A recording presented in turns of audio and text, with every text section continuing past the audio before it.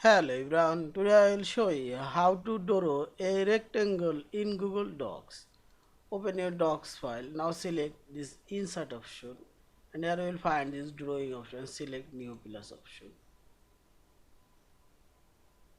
and now select here this shape option and here you will find this rectangular option shapes, also this rectangular. Now you can say it's rectangular shape border white and this is border color and this is fill color. Also this gradient color. Sun. Also you can change border style. This is.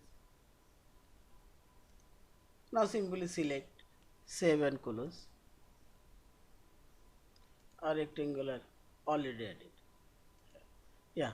Thank you for watching. Please subscribe, like, share and comments.